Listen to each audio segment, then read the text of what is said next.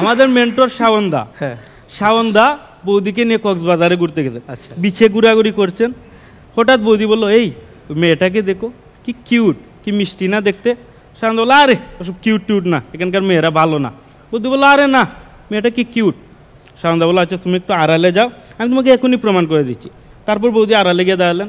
শাওনদা ওই মেয়েটাকে কাছে ডাকলেন, এই আমার সাথে হোটেলে যাবি? মেয়েটা বললো, হ্যাঁ 5,000 টাকা। শাওনদা বললো, 500 টাকা দিব, যাবি? মেয়েটা বললো, বলে চলে গেল। তারপর বৌদি কাছে আসলেন। শাওনদা বললেন, দেখছো আমি বলছিলাম না মেয়েটা ভালো না। তারপর শাওনদার বৌদি বিচের মধ্যে ঘোরাঘুরি করছেন, হাঁটাহাঁটি করছেন। কিছুক্ষণ পর ওই মেয়েটার সাথে দেখা। মেয়েটা শাওনদার পাশে বৌদিকে দেখে বলল, দাদা 500 টাকা দিয়ে তো ভালো জিনিসই পেয়েছে। জয় করতে আসছে সুনামগঞ্জ সিলেট থেকে কাকন রায়।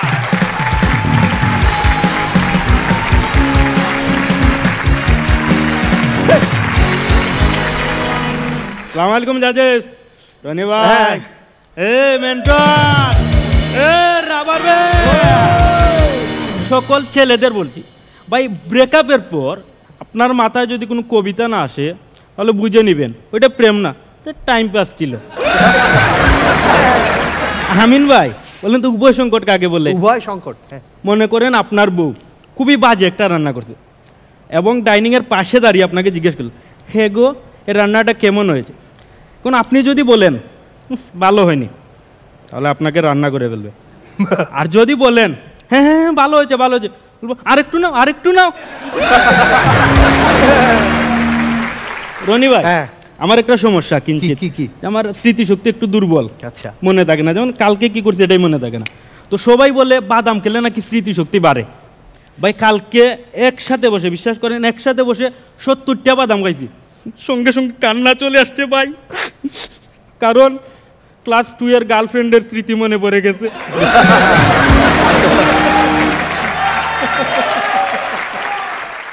ফারিয়া আপু বলেন তো, মেয়েরা কখন সবচেয়ে বেশি খুশি হয়? খুশি যখন তার এক্সকে তার চেয়ে কালো কোনো মেয়ের সাথে ডেট করতে দেখে।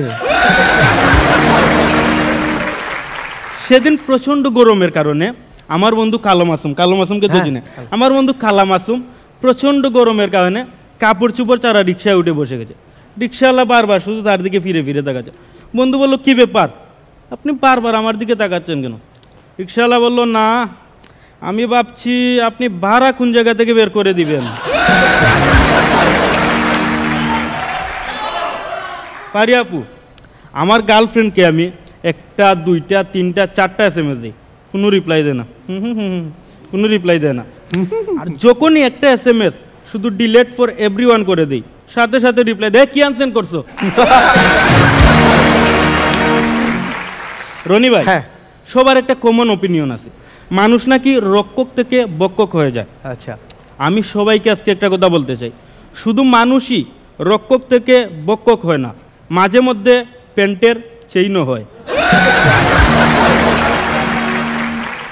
কালকে মোহাম্মদপুরে রাস্তায় আমাদের ক্যাম্পের সামনে 2জন অন্ধ ভিক্ষুক প্রচণ্ড গালিগালা শুরু করছে একে অপরকে, খুবই চিৎকার চেঁচামেচি করে গালিগালা শুরু করছে। তো ওই রাস্তায় দিয়ে যাচ্ছিল তখন সাইফুল ভাই চিন্তা করলেন কীভাবে এদের ঝগড়া থামান যায়। তারপর সাইফুল ভাই এমন একটি কথা বললেন, 2 অন্ধ ভিক্ষুক 2 দিকে চলে গেল। কি বলেন তো সাইফুল ভাই কি বলছিলেন? হ্যাঁ, যার হাতে চাকু আছে সেই জিতবে। আমাদের মেন্টর শাওনদা বৌদিকে নিয়ে কক্সবাজারে ঘুরতে গেছে, বিছে ঘোরাঘুরি করছেন। হঠাৎ বৌদি বললো, এই মেয়েটাকে দেখো, কি কিউট, কি মিষ্টি না দেখতে। শাওনদা বললো, আরে ওসব কিউট টিউট না, এখানকার মেয়েরা ভালো না। বৌদি বললো, আরে না, মেয়েটা কি কিউট।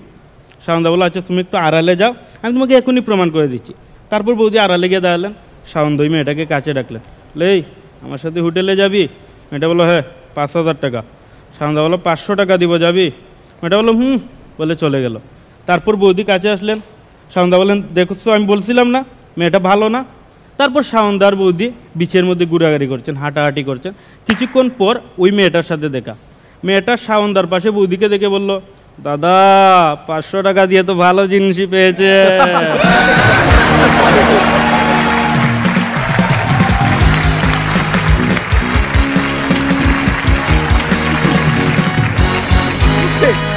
মানে আমাদের এখানে প্রত্যেকে গান লোড করে নিয়ে আসে এবং প্রত্যেকটা বিচারক কখন কাকে কে ফায়ার করবে, আবার এখানে মেন্টররা কেউ উদ্ধার পাবে না, কখন কাকে একবারে শেষ করে দেওয়া হবে।